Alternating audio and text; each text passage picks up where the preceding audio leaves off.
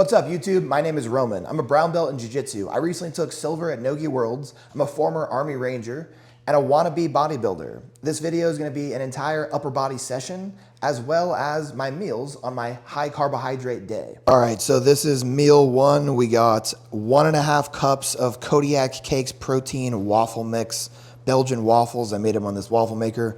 And then I have a cup of oats with 1 scoop of protein powder and some sugar-free syrup. Okay, we've arrived at the gym. We are ready to crush this upper day. I've got 400 milligrams of caffeine here and my handy dandy tropical Skittles. So I've got about, I had a Gatorade too, so I've got about 250 to 300 grams of carbohydrates in so far. The rest is definitely gonna come from real food, I promise. So let's get in there and crush this workout. So this is gonna be our first movement of the day. I'm always gonna put the movement that I'm trying to focus on the most as the first movement of the session. So I'm trying to bring in my chest. So for me, that's gonna be, I'm gonna put presses first. I've actually been trying to, at least for one day of my upper body sessions, putting a chest movement that is no pressing at all. So maybe starting with a pec deck or something. Hopefully you can hear me over this fucking music. I'll move this mic closer to my face. But essentially the reason you wanna put the exercise or muscle group that you're trying to prioritize first in the session is obviously because you have the most energy during that window. It's also going to be the most stimulating exercise of the day because you're going to be able to produce the most force, utilize the most motor units. Also, I'm a bro, so I like bench pressing. The plan here, let me pull up my training plan. You're not tracking, by the way, logging your workouts. I don't know what the fuck you're doing. We have barbell bench press. Last week we did 325 for 7. I think I'm actually going to move back down to 315. I'm going to probably take 3 sets here. I'm aiming for 8 on my first set. My best is 9, but I don't have a spotter, and also this bench kind of sucks. So I'm thinking a couple sets of maybe around failure, but not completely to failure is what I'm aiming for. We'll see how I feel 1 or 2 sets in, but 3 is probably the goal. All right, enough yapping. Almost forgot my wrist wraps.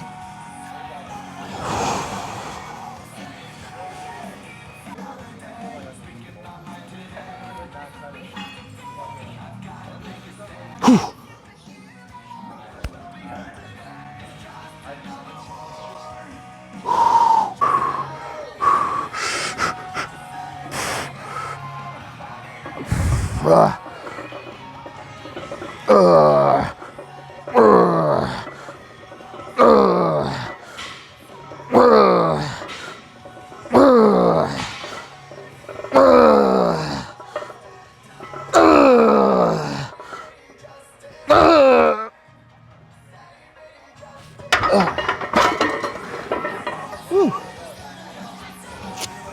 I'll take that. All right, let's talk about warm-up sets, because this was a question that I got a lot. Move the camera too, so hopefully I'm not getting completely blown out by the sun anymore. But basically how I do my warm-up sets is, if I need a warm-up, like an actual temperature warm-up, I'm cold, you know, it can be any basic movement. But my actual warm-up sets, my pyramid sets up, usually, let's say for bench press, typically look like, I'll do the bar for like 10 reps, just move the weight around, feel the movement out. I'll do a plate for like 10 reps again. Then I'll do 2 plates for maybe 5. And then depending on what my working weight is, so today's 315, I did 275 for like 3. Kind of moving something close to my working weight, getting an idea of, you know, where I'm at strength-wise for the day. And then I'll know right then if I'm ready and primed to hit my working weight. If I feel like I need to take 1 more pyramid set up to just kind of get primed, I'll do so.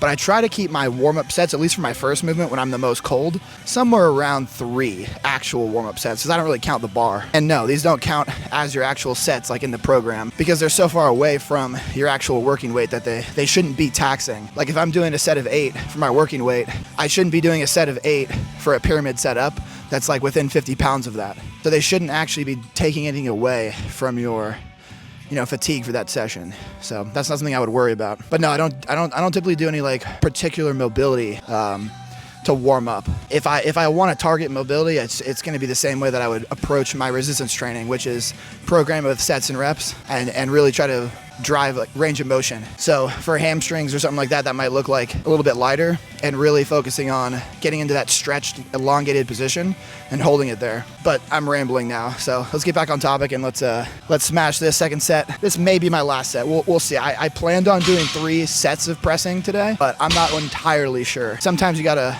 you know, play it by ear. Some days you feel really strong, some days you don't. Fucking Red Cross calling me. So I did 8 the first set. I think 6 is a good goal in mind. But if I can do more than that, I'm gonna do more than that. That's kind of what I'm thinking.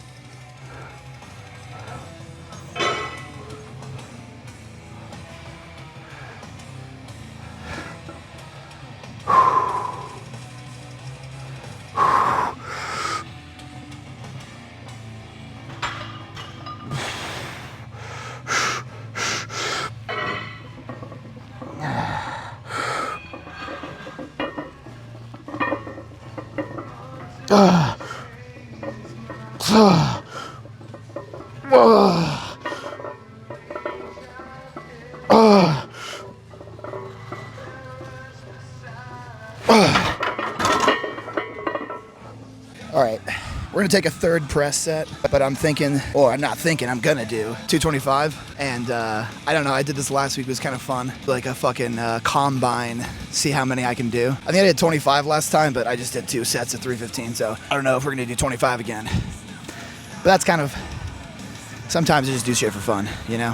I'm a big proponent of sticking to the plan, but I'm not really training jiu-jitsu right now because of my knee. So sometimes I think you can get away with doing more if you're just lifting, which is something that I feel like people don't want to admit. But you know, if you're doing a sport in tandem with lifting, then you can get away with less. Like you really have to be intelligent about, you know, programming around your fatigue, programming around your sport and practice. But I don't have to worry about that right now. So sometimes you can kind of just do things. Let's get into, I'm gonna answer a question while I'm resting here. Let's pull up, see if there's any fun things to answer. All right, how many jiu-jitsu sessions do you typically do a week? So if I'm training, like for real, serious, I try to get about 6 training days. So that will be Monday through Saturday. I always take 1 full day off a week. How many sessions I can get in those 6 days really is dependent on how beat up I am and how recovered I can be from session to session. So in a perfect world, I would do 2 sessions a day for 6 days, but it's not always a perfect world. And you know, it's just simply not gonna happen. I don't think that there's many weeks in a row that I got 2 sessions in for 6 straight days. And unless you're trying to be a professional athlete, you shouldn't even be doing that. So this is one of those cases of like, it's just person dependent. Just because I'm doing something doesn't mean that you should be doing it too. So I would assume, I would bet that my average is probably like 3 out of the 6 sessions I can get a double practice in, and then the other 3 is 1, and then I'll take 1 day off a week. I think that 1 full day off of physical activity is really important. And we'll talk about recovery a little later and how recovery is not doing more, it's doing less. Let's knock this this last working set of bench out, and let's move on.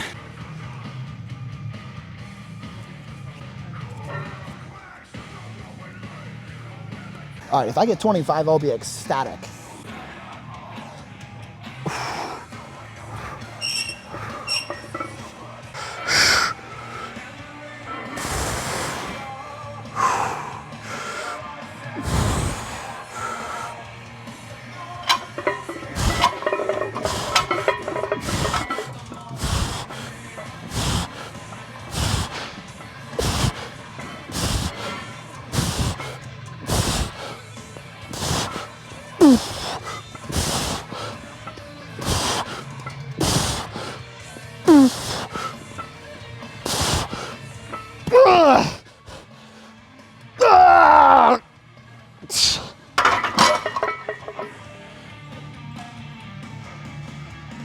That was not 25.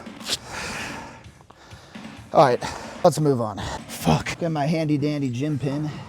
This other pec deck over here goes way heavier, but it's just simply inferior to this one. I'm gonna need a clip though. Before I get into my working set here, I'm gonna do another fucking question. Okay, what would be an example of a full body workout? I'm confused with how much volume and frequency. Okay, well the first thing is I would go watch my full body and frequency video. That's gonna help you out a lot. But I mean, an example of a full body workout is doing, you know, 1, maybe 2 exercises for all the muscle groups, then keeping the volume for all those relatively lower than normal, 1 to 2 sets. And there's no general, or there's no like strict guideline when it comes to volume, but you're your own science experiment. If you can recover from it, you can add volume. If you can't, then pull the volume back. But yeah, I would definitely go watch that video first. If you're confused on what volume and frequency is how many times a week you hit the muscle, and volume is how many sets and also reps you do for that. So I would say a good general rule of thumb is at least twice a week, and then maybe somewhere in the realm of 8 to 10 sets to start off with, and you can add volume over time.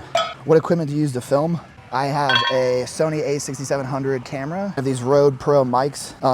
And then my lens is a Sigma 18 to 50, I believe. I don't know, I'm fucking stupid when it comes to that kind of stuff. I've gotten a lot of help with it. Okay, anyway, let's get back on topic. Talking a lot. I'm probably gonna do 2 or 3 sets here. Gonna give me about 6 sets total for this session for chest, which is a lot more than I have been doing, but I'm kind of pushing my volume up right now for chest because I'm still progressing with the amount of volume that I'm doing. I'm okay typically with pushing my volume up if I'm still moving the weight up over time. It's when it starts to stagnate or plateau or go down that you know you're pushing it too much on the volume side of things. But I got the Stack Plus 45. I think I did this for 12. Once again, logbook. If you're not logging your workout, I don't know what the fuck you're doing. Then you don't have anything to beat. So I did this for 13. So automatically in my mind I'm thinking 14 is bare minimum. All right, let's do this.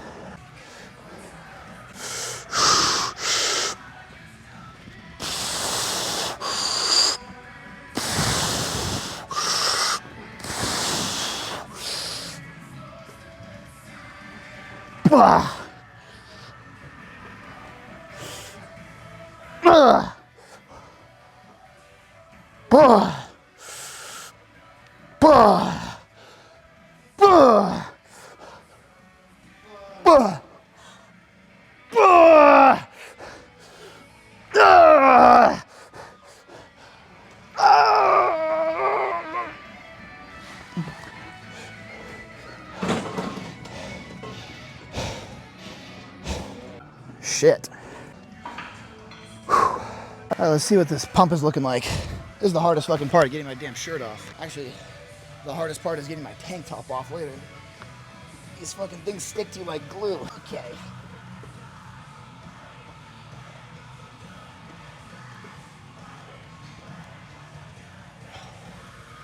It's weird filming in landscape, but the chest is looking pretty good.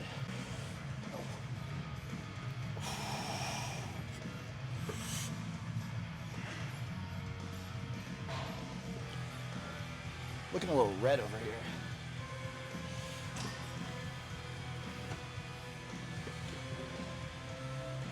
It's coming in. Not too bad. What did we get? 14, and we did 10 for our second set last time. So 11's the goal. Let's do one more question here. When is my next competition? Well, I think I'm gonna be able to return to training in about 4 weeks. It's been 4 months from the 15th since I had my meniscus repair. I'm hoping to get back at least to the gym in 4 weeks. And then I'm gonna have to get back in shape and get back to being good at jiu-jitsu again. There's that part. So when's my next competition? I have no idea. Unlikely for the next 2 months though, I would say. I would say at the earliest, 12 weeks. And that's pushing it, to be honest. Most people I feel like that I've talked to with the same injury are like, I'm not even 100% at like 7 or 8 months. So I guess it just kind of depends. I'd like to get back sooner, but it is what it is.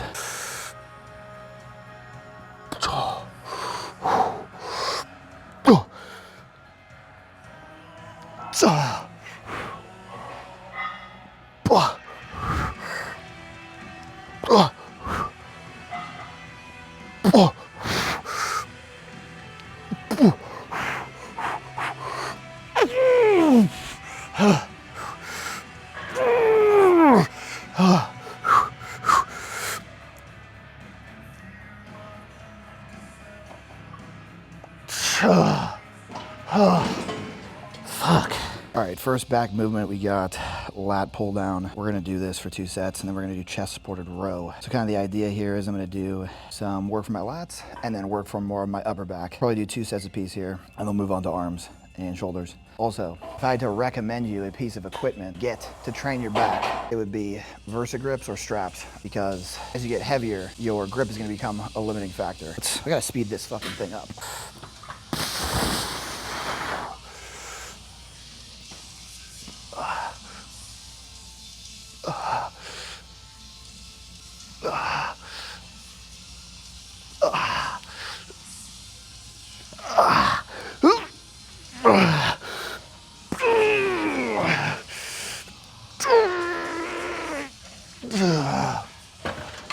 All right, instead of resting and then answering questions, I'm gonna answer questions first and rest at the same time. But first I'm gonna get into a question. How often do you cardio sprint weekly? I'm guessing you're asking how many times I do that assault bike type of VO2 max training. Once again, a lot of this is dependent on how much you're out actually training your sport. If you're training a lot, I would say tops 1 time per week. You can't blow yourself out doing extracurricular cardio when your sport is so cardio dependent. Thoughts on learning heel hooks as a white belt? Why not? Why would you not just learn everything you can as a beginner? People are gonna tell you, oh no, you shouldn't. That's stupid. Explain VO2 protocol in depth and how often. I mean, I would go watch the 3 videos I have on VO2 training, and then also how many rounds. Once again, that's in the video. What does your practice and weightlifting program look like throughout the week? I touched on how many times I practice early in the video, and then I do 4 days in the gym when I'm practicing a lot. How to balance 4 times lifting and grappling. I get this question a lot. People asking me how to balance stuff. And it's like, am I supposed to time manage for you? If something's important to you, find time to do it. Like, I can't tell you how to find or to prioritize things in your life. How to balance it is gonna look different for you or to me. If it's important, find a way to do it. Can you talk about your knee injury and how it affected your training? Yeah, I hurt my knee probably a year ago. It just started clicking and popping in practice. And then over time it began to lock.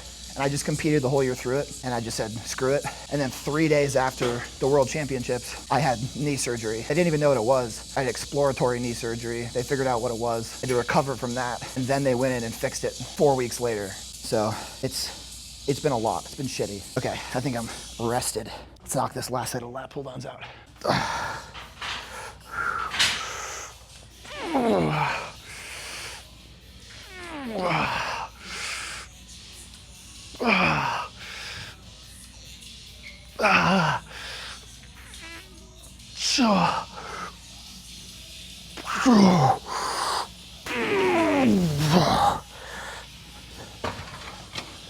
All right, we are halfway through. We are really lollygagging this session. The warm-up set here.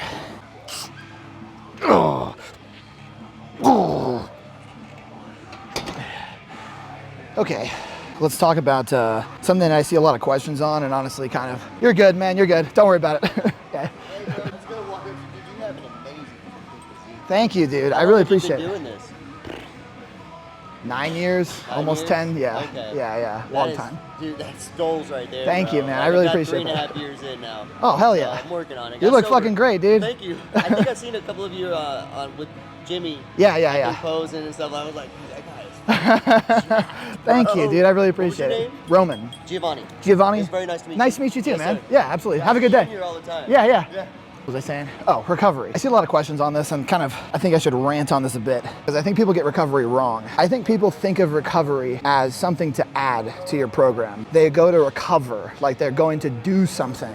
And what people don't understand is recovery is not the addition of things, it's the subtraction of things, most of the time. There are some things that are performance enhancing with recovery, but it's mostly about tricking your brain into thinking that you're recovered. And what I mean by that is, if you have a really hard session and you feel beat up and you go ice bath, you can trick yourself into not feeling as beat up as you actually are. That doesn't mean that you have actually mechanistically recovered your body or muscles or joints or whatever. So there's a couple of questions in here like recovery for MMA, recovery for jiu-jitsu, recovery for lifting.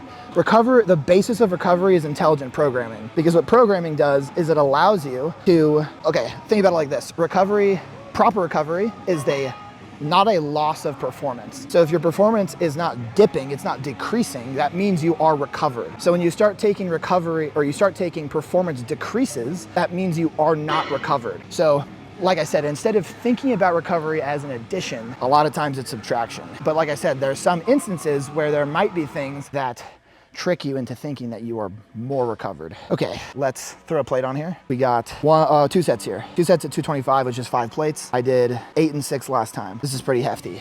If I get 9, I'll be really happy with that. I have a love-hate relationship with this chest-supported row. On one hand, I feel like it's phenomenal as an exercise, but boy, is like back training humbling. Like, I feel like it's really difficult to, ego lift is the wrong word. It's difficult to kind of push even harder to get the rep, where I feel like in a press, you can just grind. But I feel like in a pulling movement, you hit a sticking point and it's just like, it's over. There's nothing you can do to recover from that position. That's like, especially with this, where the weight's hanging off of you. If you hit a sticking point, like the likelihood of you recovering that rep is probably pretty low. All right, bare minimum 8. We're going for 8. 9 would be fucking sick though. I never know where to put my feet on this damn thing.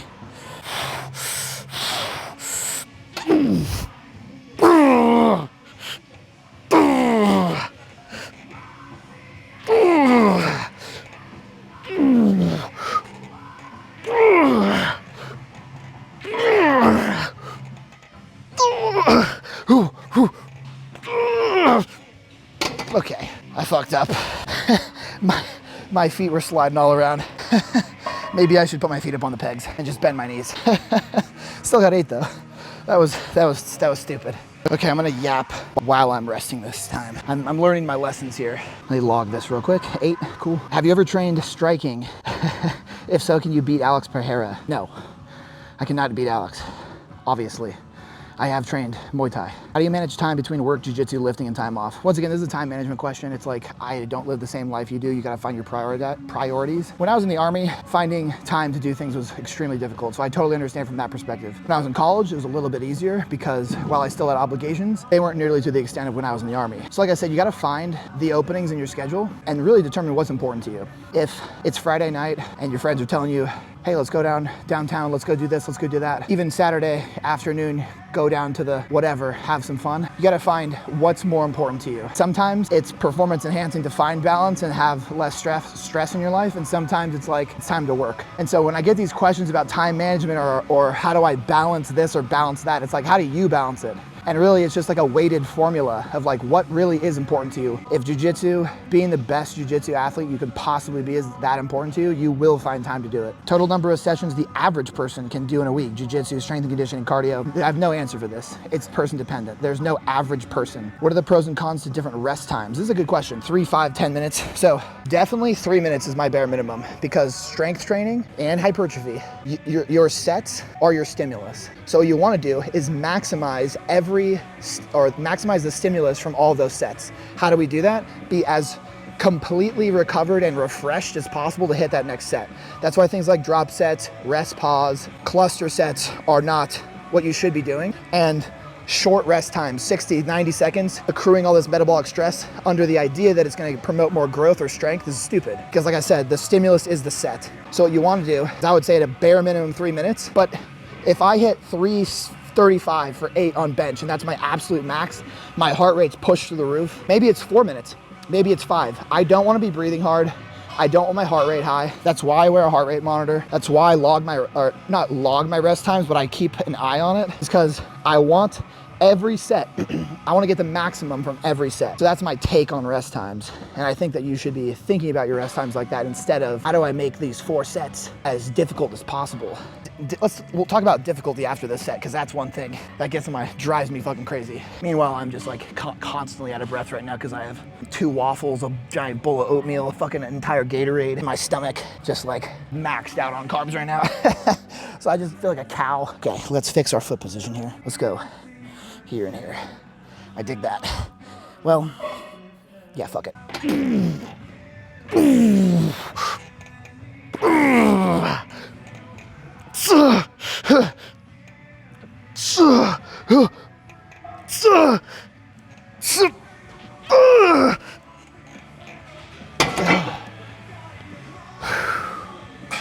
Okay, let's talk about difficulty. So getting back to the rest times thing, I'll reconnect this tangent. You can make your workout really hard, right? Like I could do all these sets, 60 seconds of rest, and it's way harder than 3 full minutes, 4 full minutes of rest. And people treat that as like you're being tough. And just because you make something more difficult, just because it's harder, does not mean it's better. And this is what drives me crazy about the toughness culture surrounding strength training, especially when it comes to things like kettlebells. Guys will be like, you couldn't make it through my workout. That form of training is easy. And it's like, we are not in the gym to do something for the sake of it being hard. If that's where you have to get your ego and motivation to be a man from, that's pathetic. We are in the gym to get better. So having really effective training and managing your rest and making it about getting the most out of your sets, which is technically easier, does not mean that it's worse training. In fact, it means it's better training. So this whole idea surrounding something being difficult as better is the dumbest thing I've ever heard. All right, I'll be really happy if I get 6. That's the goal right now. I'll know pretty much on the first rep how this is gonna go. Oh, fuck. Oh.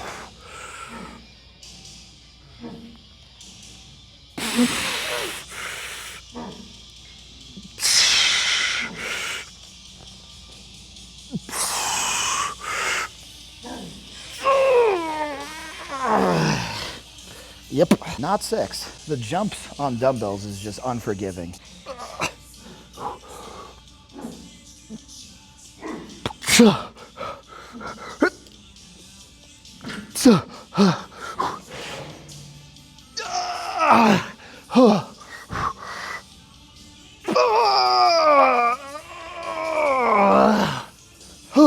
We're making a little better time now. Let's finish up some of these questions. Tips on preventing injuries, especially joint-related ones and lower back ones. Yeah, so number 1, while lower reps typically are better for building the tendon strength and joint integrity, you have to be careful because the very thing that can help you can hurt you. Training outside of your capabilities and capacity is what gets you injured. And this is why, once again, it just comes back to programming, which is if you're hammering the same muscle group with tons and tons of volume and then also trying to progress, you are most likely constantly outside of your capability and capacity, and that is how you get injured. So if you are gonna train lower reps, higher weights, it's so important to actually manage your volume. And I know everybody cries about, it's not about fatigue, just train hard. And it's like, yeah, okay, but it is actually. So preventing injuries is about training intelligently and knowing when to back off. So if I take a PR on my first working set, I'm not gonna try to PR on my second working set. I'm gonna just try to equal the reps. So if last week I did 12 and then 10, and then this week I'm gonna do 13, I'm not gonna try to do 13 and 11. I'm gonna do 13 and 10. I'm not gonna try to take a PR on the second set because it's like I got a PR and there's no need to chase the second one. I'll get the second one next week because training and putting muscle on is a 5 to 10 to 15 year process. It's not a week to week thing. So chasing a PR week to week is just stupid. Do you recommend your programs for somebody who's doing striking, not just jiu-jitsu? Yeah, I mean, muscle and strength is applicable to every sport. You're probably gonna need a little bit more fast twitch stuff, but that's really simple. Just add it. Take one thing away. If you're doing lower body fast twitch things, like something like a clean or a modified clean, you can take off a squat pattern and add that instead. How do you balance tracking macros and going out to eat? If I had the answer to that, buddy, I would have the answer to life. Yeah, so what I do to not make myself go crazy is I program in a cheat meal, and then I try to take a cheat meal that's like actually food. So it's not cookies and ice cream. It's something that has protein in it, maybe some healthy fats, and then decent carbohydrates. So like for me, my go-to is sushi. So instead of getting crumble and exploding myself with fats and carbohydrates, I get something that has fish and avocado and rice. You know, every now and again, it's okay to go eat some crazy shit, but that's how I balance it. And then what I also do is I take my cheat meal on a high carb day. So it almost limits how much food I can binge on because I'm already full from all the food that I ate prior to in the day. That's what today is. Let's do the 55s.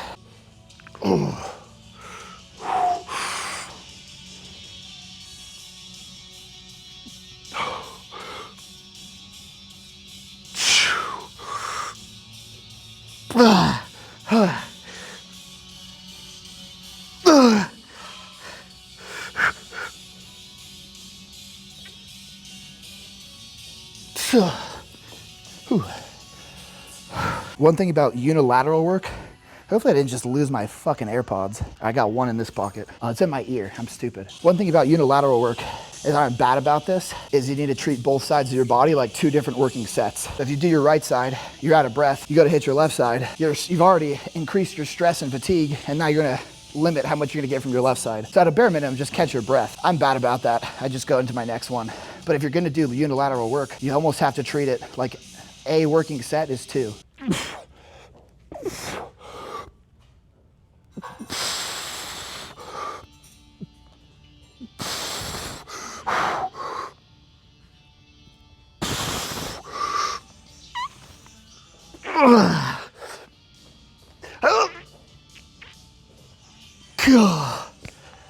I probably could have gotten another rep, but my forearm is cramping.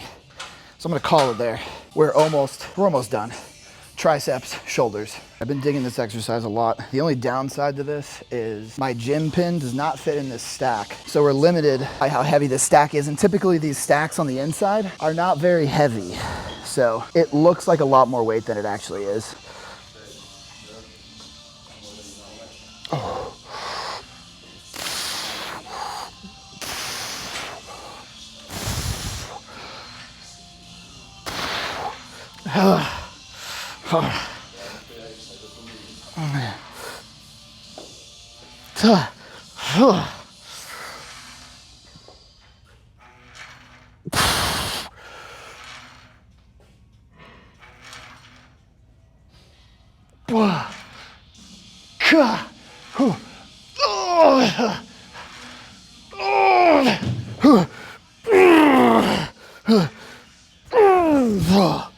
That's the tough thing about high reps is it's so much harder to get an idea of where you're at in terms of relative to failure. You know, I did the 60s for a set of 4 on curls. It's very clear, that's it.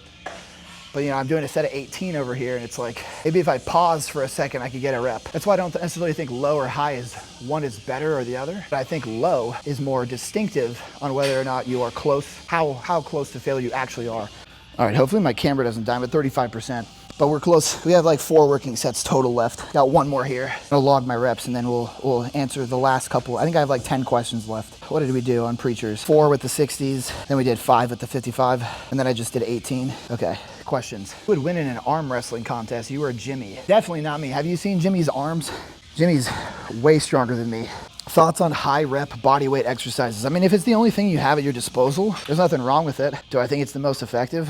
No, not even close. How do you determine your macros for fat loss? And then you give me your activity level. I don't know for you because you didn't give me age, gender, your individual activity level and how long those sessions are, the intensity, your body weight, your body composition. All those things are going to determine your macros. I think a good starting place is going on barbend.com macro calculator, and that'll give you a good basis. It's going to be wrong, but then what you do is log your body weight every single day, and if you lose weight, then you're in a fat loss state. I would say 2 pounds-ish is probably the top end of how much you want to lose week to week. But in the beginning, it's going to come off fast too, so that's something to take into account as well. What was your mindset going into Worlds and your general mindset for competition? Worlds was a mind fuck because I had a knee injury. My knee was locking, so it was difficult for me to be confident, especially because my body was literally failing me.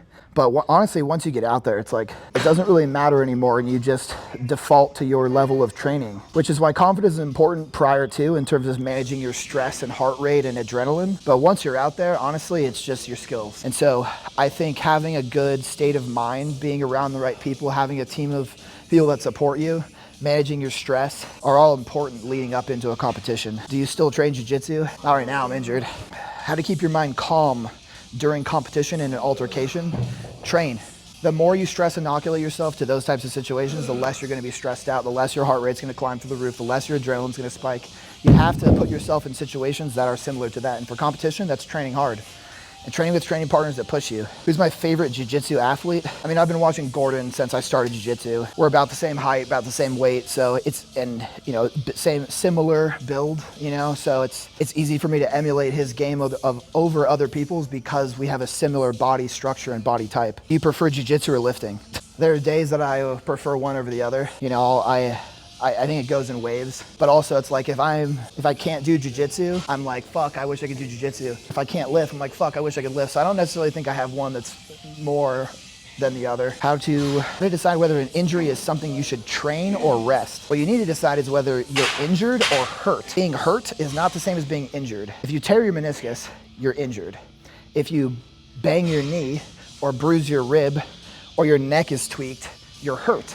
You can train around that, but that's something that you have to determine because injuries and hurt is not the same thing.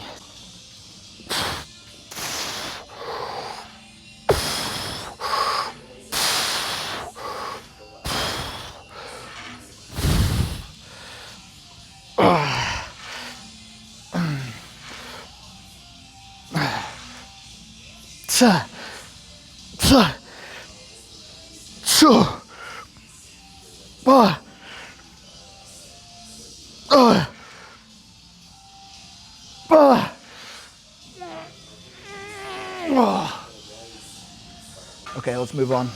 Last 2 exercises. Okay, we're just doing 1 set of pressing here. I did 3 presses earlier in the session. I think that's probably pretty good. So we're gonna do 1 here. We got stack plus 35 pounds, but we need to charge up, get some goddamn sugar in our body. I have people ask me why I wouldn't say promote, but say it's okay to eat sugar, and it's like, it's pretty obvious. It's literally carbohydrates that are fast digesting that get into your bloodstream quickly and enhance your performance. It's really not rocket science, but I think people are afraid of talking about sugar because it's so demonized for so long. And obviously there's more natural alternatives. Like I have a protein shake in there with honey in it that I'm gonna drink after this workout, but it's okay to eat sugar. I'm not eating the whole bag, having a handful here and there. Uh-oh, I'm still eating it, I don't give a fuck. We're coming up on 2 hours because I'm fucking lollygagging. One thing to take into consideration when you are doing these vertical presses here is one, not turning it into an incline bench press by bringing your butt so far forward, and two, determining your hand position. Farther out like this with a more flared elbow position is gonna be slightly different than more tucked elbow position. The more tucked your elbow position is, typically on any horizontal press is gonna bias the upper part of your chest. And it goes for the same with your pressing as well, or your vertical pressing. I prefer to do a more tucked elbow position on any of the machines that allow me to do so. It feels more comfortable, but it's just something to take in consideration because they're not the same exact movements. All right, I gotta lock in here. One set here. This is heavy.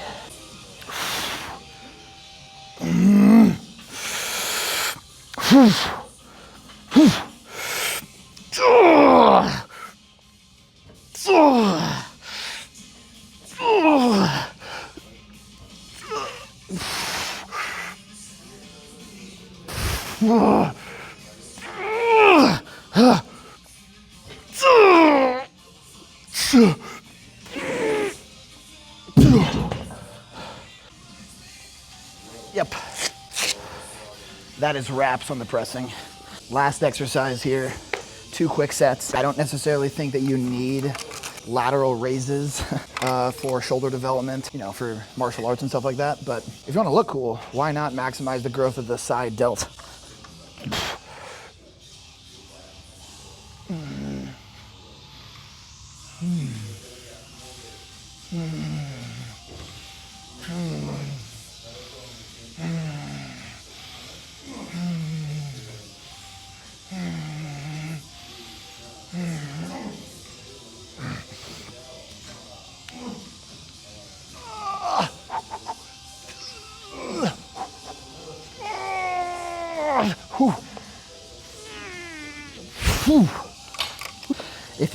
If you haven't tried these before, I would recommend trying them. I don't think they're any better necessarily than dumbbells or anything, but they're a nice variation. You get to lay down. But I feel like they feel really smooth on my shoulders. Sometimes my shoulders can get a little banged up from heavy pressing, and I don't know, there's something about these line cable lateral raises that I feel like are a little bit less strenuous than the typical dumbbell lateral raise. All right, let me finish up the questions, do my last set, pose down, and get the fuck home. Let's check out these last couple of questions. How do you plan your meals out for the week? So what I do for myself is slightly different from my clients because I understand the underlying principles about how to eat. So I just give myself a macronutrient total, and then I know how to properly eat around that. For my clients, I give them macros for each meal and an approved food list because once you know the principles and you know how to work around it, you know how to cheat the system a little bit. It's way harder to do that or to tell somebody to do that because they don't have that same understanding. If I know somebody is super dialed in and they really understand nutrition, then I'll give them a little bit more freedom. But how do I plan my meals out? I don't plan my meals,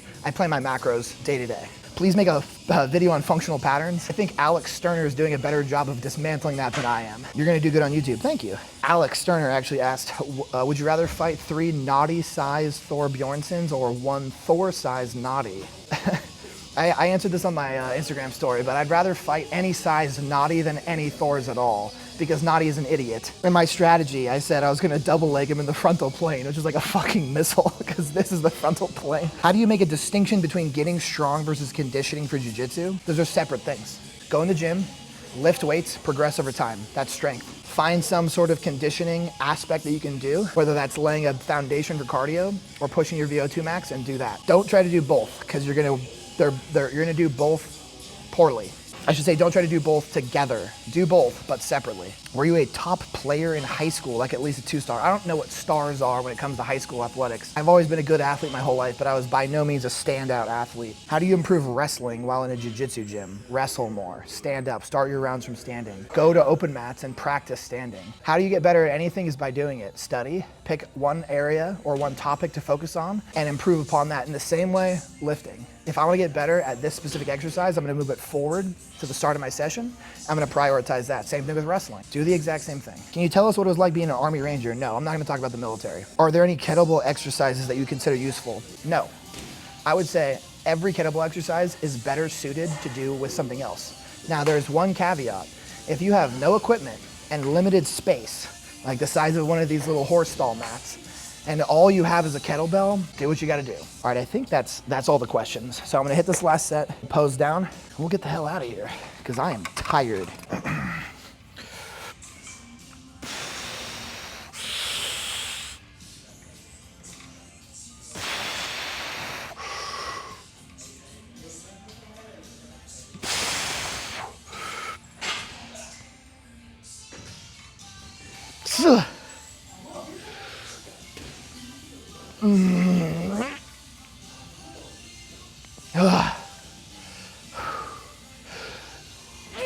Okay. All right, workout's done. We get some posing in. Take a look at the physique, see how we're looking. Feeling a bit fat these days because we are on a bulk muscle gain phase, or whatever you want to call it, but I'm maintaining a decent level of body composition, I would say. So let's hit some poses. Let's stop talking.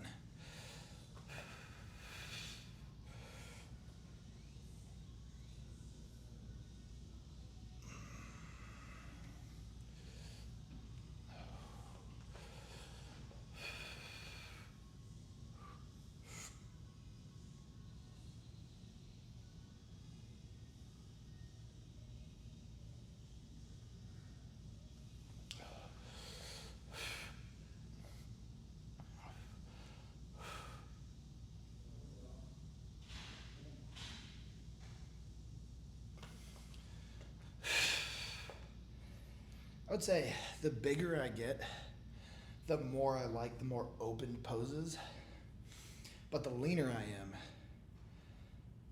the more like closed poses, like kind of these, look cooler.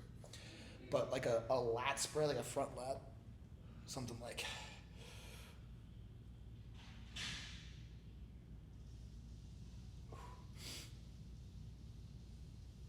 It just looks a lot cooler when I'm bigger. One of the downsides is my physique, and it's like, oh, the downside to your physique, you look good. But like, you can be objective about your own physique, because I have a bit wider waist. So one of the ways that you can kind of hide that is kind of keeping your lats opened up a little bit, which gives you a little bit more of a V-taper. And sometimes doing some of your poses at a slight angle. So like my side chest here, I'm never front on exactly. I can kind of hide some of that blockiness. And then same thing with front double, is I can kind of move my hips back a little bit.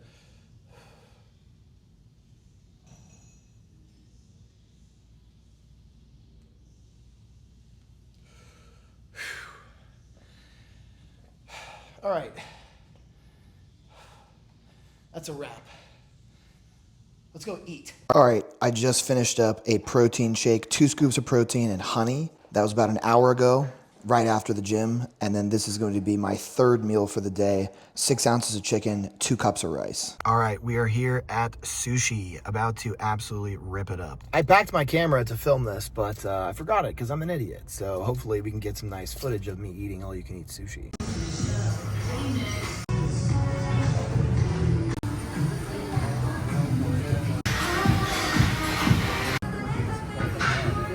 All right, guys, that was a full upper body session as well as my high carbohydrate day. I actually crushed another one of those chicken and rices. It was the exact same meal. Sushi was awesome. And real quick, I want to talk about cheat meals and realistically how this actually fits into a proper meal plan. I think cheat meals are really important if you're tracking your macros and sticking to a strict diet because it keeps you sane. I would say program 1 in per week on a day where you have a little bit more food to prevent you from really binge eating. And I would say base the cheat meal kind of around some sort of source of protein. So I wouldn't say crumble is the best cheat meal because it's just butter and oil. Something like sushi, which is just fish and rice, or even Texas Roadhouse, you know, steak and potatoes, maybe some bread. It's really not that big of a deal. Maybe keep it around 1,500 calories, you know, depending on your size. I don't like to give necessarily calorie recommendations out, but that's how I would go about actually approaching programming a cheat meal. All right, well anyway, I hope you guys enjoyed the video. If you did, be sure to subscribe and I'll see you guys in the next one.